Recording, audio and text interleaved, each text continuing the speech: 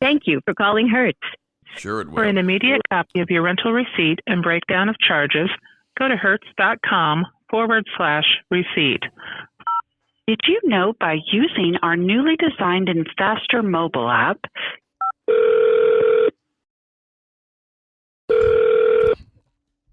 Hi, thank you for calling Hertz. My name is Nia. May I have your rental agreement number? I have a complaint that I need to record with customer service about my rental. No. Yeah. So are you the person that I share that with? Yeah.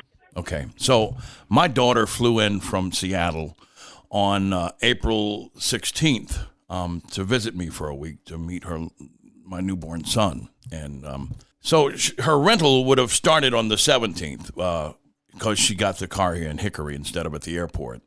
She rented the car through Priceline, same people she got her tickets through. So on Saturday morning, we got to your location about 9:30 that morning to pick up the car, and she had done everything in her name. The guy that dealt with us that morning was great. He was a good guy, nice guy. I have no trouble with him at all. This is at your Hickory, North Carolina location. So when she goes in to rent the car, he tells her that he would like to give her an upgrade, but unfortunately she got such a low rate with Priceline that he couldn't give her an upgrade, and I understood that. I mean, that makes sense. And he then asked her for her credit card, and she didn't have a credit card on her. She banks with Navy Federal Credit. So when she gave him her debit card, he said, instead of $200, I'm going to hold $500 of your money while you rent the car. And that was going to kind of mess up her budget. She couldn't afford to let them hold $500 of her liquid assets. So I'm standing there. I'm like, hey, I'm her father. I'm going to give her permission to put that $200 on my credit card so that she doesn't have to, it doesn't take her money. He says, oh, well, if you're going to do that, then we have to put the car in your name. It can't be in her name. I'm like, no, we have the same last name. I'm her father. I'm giving her permission. That $200 is for gas. I know it's incidental stuff. She has permission to use my card to do that. And so he said, no, unfortunately, we have to put the rental in your name in order for you to make that deposit on a credit card. So I said, okay, fine. They put the rental in my name. And then they say, now, do you want her to be able to drive the car? Yeah, it's her rental. He said, well, we have to add her as a driver now, and that's going to cost an extra $15 a day. And I'm like, but we're only paying like $28 a day for the car. So you're charging me 50% of the rental price to add her as a driver? He said, yeah. My daughter said, Dad, it's okay. I'll pay it. Don't worry. I'm like, well, okay. So we did that. And then, of course, they tried to add the insurance, which I understand. I have a friend that works for a competing company, and I understand the insurance add-on. It's a significant revenue stream for you guys. And she denied it at first. And then on the way home, I asked her, do you have insurance? I mean, collision on your car in Seattle. And she says, no, I own the car. And I instructed her that she needed to go back Monday and definitely add that insurance, because if something were to happen to the car that was her fault, she would be accountable for that financially. So I said, go back Monday and tell them you want to add the insurance. So she called Monday, and she spoke to the same gentleman, and he said, yeah, sure, come on by. So when she got there, he was about to ring it up, and the lady, there was a woman there, I think she's the manager, his manager. She said, no, you can't do that. And my daughter said, why? She said, well, it's not in your name. She said, but I'm an official driver. They paid for me to be a driver. She said, and she looked at the guy and she said, is she? And my daughter said, why would you ask him? I mean, I'm telling you, I am. And she said, well, your father needs to come in. You can't do it. And so I was on the phone. I said, well, just put me on the phone. Better yet, turn FaceTime on and let me look at the guy, and he can see me. He'll remember me from Saturday, and I can hold up my ID. He can see me on the FaceTime because I was at my office. The guy tried to do it. The lady said, nope, your father has to come in, and he has to be driving the car that he rented. And I'm like, okay, I can't come right now in my car? Nope, you have to come back in this car. And I'm like, that's going to be an issue. So I told my daughter, well, come to the office and we'll just drive back in that car. When I got back there, I had to take half a day off from work. When I got back to your location, she said, how are you today, sir? I said, well, I've been better. I said, I've been better. I mean, I think this is crazy that I had to come here to do something we could have done telephonically. All she wanted to do was add the $15 a day insurance to this car, and you made me come here to do it. So she says, okay, well, what we're going to do now is we're going to cancel the current rental agreement, and we're going to start a new one beginning today, and you're going to have to make another $200 deposit, I'm like, but I already made a $200 deposit. She said, yeah, but it's going to be another one. So I said, you know what? Okay, just shut it down. She can drive my car. That's ridiculous. Just stop it. And it was Monday at 1 p.m. And I said, you can just refund me Tuesday, Wednesday, Thursday, Friday. It's 4 days. You can just give us back. She said, nope, you're going to pay for Tuesday. How can I pay for Tuesday and it's Monday at 1? And you're charging me for a whole nother day? She said, because you're turning the vehicle in after 12 noon, I'm charging you for tomorrow. I said, all right, well, I've got to go home and get my car. She said, nope, you can't take the car off the lot. I said, ma'am, you made me drive this car here. I have to go home and get a way to get home. Unless you're going to take us home. I have no way to get home. You specifically made me drive your car here to add insurance to it. And I said, I'm going to get my car. And so when we get back, the gentleman that originally did the lease, he met me in the parking lot. And he said, sir, I'm sorry. I don't know why she's doing this. And he said, so what we're going to do, I'm going to give you your $200 deposit will go back on your card. And we're going to refund you for Wednesday, Thursday, and Friday. She's going to charge you for Tuesday. I don't know why. I said, all right, I'm going to stand outside. I told my daughter, whatever you owe, put it on your debit card and close it out, and we'll be fine. So I waited in my car, and my daughter comes out. I can tell by the look on her face, she's not happy. She said, the lady charged me for the whole week. And I went in. I said, ma'am, you charged us. Today's Monday. We're canceling the deal. You can't charge me for Tuesday, Wednesday, Thursday, and Friday, and I'm giving you the car on Monday. She said, you had a contract, and I said, no, you told me earlier that you were going to refund me 3 days, but now you're keeping the whole week. And then her answer was, well, you got a discounted rate online, and your attitude was bad. If your attitude had been better, I may have worked with you. I said, okay, there's no attitude clause in your contract, obviously. I don't know how you can charge me based on my demeanor that I was disappointed. And not once did you say, sir, listen, I'm sorry, this is the way we do this, and please, if you'll... Never once was she accommodating. It was, this is the way it's going to be, and I'm charging you for that. I mean, she was obviously beside herself emotionally. And she said, I need you to step aside. I want to help other people. I said, ma'am, I'm not going to step aside when it's Monday and you've taken our money for the whole week. We can't even go somewhere else now. I'm not stepping aside until you at least release the money for Wednesday, Thursday, and Friday. You can't charge us for an entire week's rental and you're taking the car back on Monday. And she said, step aside or I'm calling the police. I said, okay, please call the police. Please. You can't rob me and then tell the police to get me off your property after you robbed me. And I stood there and I waited. Then she took some people around the counter back in the garage and dealt with them. But I wouldn't leave the counter. And then I looked at my daughter's receipt, and they had only charged her $42. I don't know why. And then I assumed that plausibly she thought she was going to get the Priceline money. The way I connected the dots was she's probably not even going to be able to access that money because that was a reservation in my daughter's name, and I had to rent the car in my name. So then I realized this lady may have shot her foot off. So what I did is I went outside and I stood and waited for the police to arrive because obviously I didn't want my name tied to a disturbance at your location and then potentially they show up at my office. I wanted to explain things to the public safety officer. So now I'm going to listen to you justify what happened to me. Okay, so I just went ahead and made those notes, and her name is Kaitlyn Voris, Voris. I was able to get her business card off the counter. So that's Kaitlyn Voris. Last name Voris. Yeah. Okay, thank you. So I'm gonna start off by saying I do apologize for this big inconvenience that you've been through.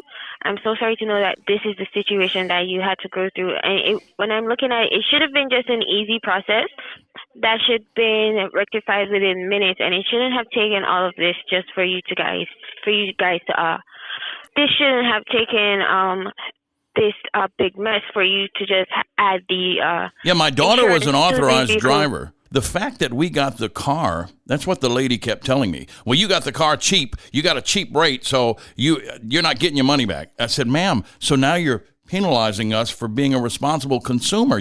Because we got the car at a low rate, that you shouldn't be mad at me for that. I mean, why is that even an issue, what we paid? You need to work that out with Priceline and not agree to those terms. But you're telling me that was one of her other reasons for not releasing our money. Honestly, that makes no sense. That should be wrong. You should have gotten your money back for the Wednesday, Thursday, Friday. But you stated that when you checked the receipt, it she was being charged for around 40 something. So when I looked at the final charges, I told my daughter, go in and pay. And so when I looked at my daughter's receipt, it showed something like it was under $50. And then I asked because the guy, even the original guy that set the deal up with us on Saturday, the guy that was working there, the Hertz employee, he even went outside with us after it was over. And I said, man, will you please stand here with me until the police get here and let them know I was not causing a disturbance. I mean, I just refused to leave the counter. So I said, why did she only charge us $48? He said, well, I think she's going to get the other 200 and something from Priceline.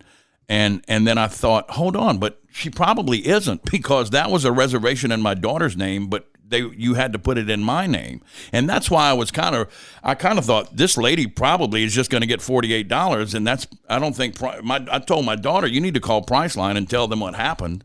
And tell them to give you at least you're going to get credit. You're going to have credit at Priceline for future rental, because I don't think they should pay. I don't think they should release the money under the circumstances. Yeah, that is true.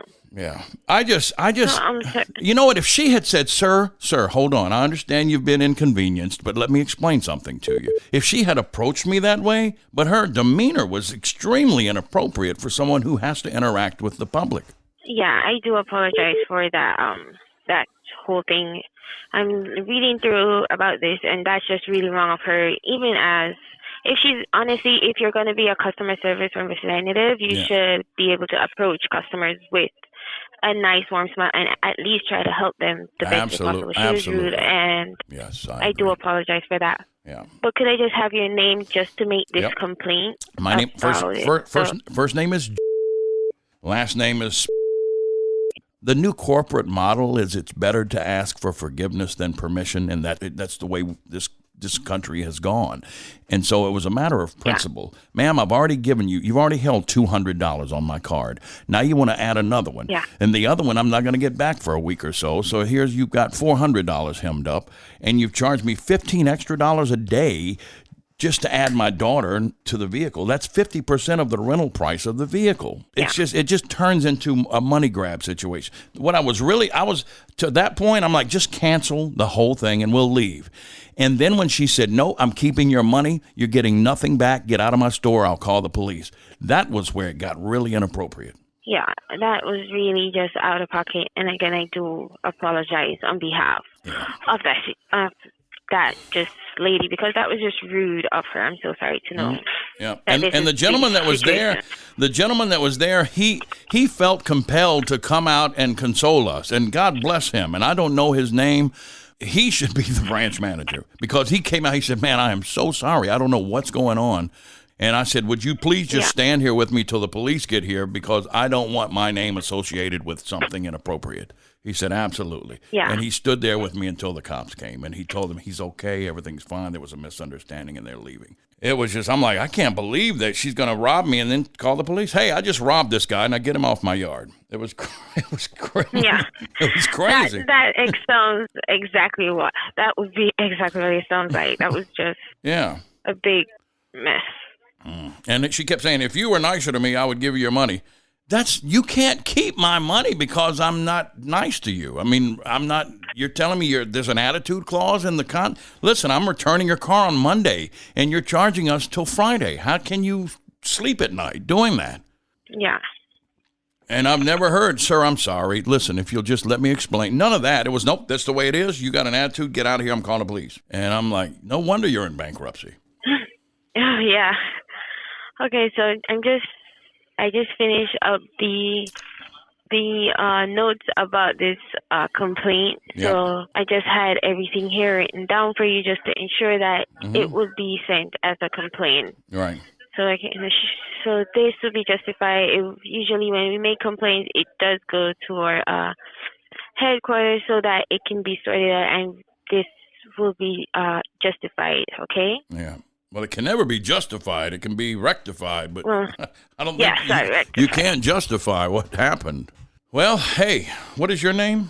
Nia, N-I-A. Nia, like Nia Long. Yeah. Yeah. Yeah. All right. Well, you've been pleasant and appropriate, and I appreciate you dealing with me. 'Cause You're welcome. I know I had a long story and I relived some anger in telling it, so I hope I didn't get loud on the phone with you. Oh no, no, you were really calm for this issue. I'm gonna be honest. You were really calm because if it was me, I would be totally upset about it. Well, you got to realize it happened on the 19th, and I waited till the 28th to call you. If I had called you on the 19th, I probably would have had a different humor about me, and you didn't deserve that, obviously. So I knew I needed to calm down before I called it in because I was not happy. So yeah. So I guess, do you need anything else from me to expedite this? No, I just needed this as well as your name. So that's all, and I written down where this was located, so that's all I needed. Yeah, that was Hickory, North Carolina. I think they only have one location. It's on Highway 70. The address is 229 U.S. Highway 70 Southeast, Hickory, North Carolina, 28602. That's the address of the specific location. And the lady's name is Kaitlyn Voris, Voris. And I hope to God, I don't know if there is, if there's recording devices in the store, I would hope that they could access that and see what happened and play the surveillance video back. I would actually welcome that, and if it gets to that. Yeah. Well, Nia, I appreciate you, and I'll let you get back to somebody. You're most welcome. And God bless you. You were awesome. I feel better now. You're most welcome. You should come work in Hickory at this branch, and and maybe I would rent from you again.